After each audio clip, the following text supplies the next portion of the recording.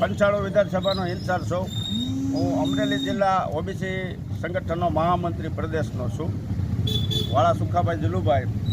આજ રોજ અમારા વડિયા વિસ્તારના કાર્યકર દ્વારા ધારાસભ્યશ્રીને ચેલેન્જ આપવામાં આવી હતી કે ભાઈ તમે 7.5 કરોડ જેવી જો રકમ આપી હોય વડિયા વિસ્તારમાં તો વડિયાના ઘણા વિકાસ થયા. પણ જે કાંઈ ગ્રાન્ટ મળી છે સરકારશ્રીના નિયમ અનુસાર નાણાં પંચ છે, અન્ય કેન્દ્ર સરકારની ગ્રાન્ટો મળેલી છે.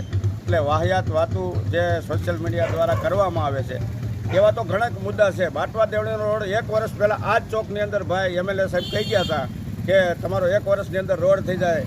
1 વર્ષ પહેલાં મારા જ ગામની અંદર જ્યારે સૌની યોજનાના વાલ મૂકવાની પણ વાત કરીને ગયા, પણ આજ દી સુધી એક પણ કામ થયું નથી.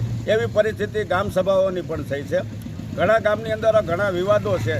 તોરી ગામનો મારી પાસે એક મુદ્દો એવો છે કે પક્ષપાત વલણ રાખીને ખેડૂતને સહાયથી વંચિત રાખવાનો કાર્યક્રમ અમારા અંદાજે 100 કાર્યકર્તા જે તોરી વિસ્તારના હતા, તોરી પ્રોપર ગામના આજુબાજુ ગામના જે ખેડૂતો જ્યાં જમીન ધરાવતા હોય એમના ઈરાદાપૂર્વક ત્યાંના સરપંચશ્રી દ્વારા એમના ફોન રિજેક્ટ કરીને એક સાઈડ કરી દેવામાં આવ્યા છે.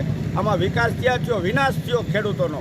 અને આજની તારીખે આ વિસ્તારની અંદર વરસાદને કારણે ઘણા ખેડૂતો પાયમાલ છે. કપાસમાં નુકસાન છે, સિંગમાં નુકસાન છે.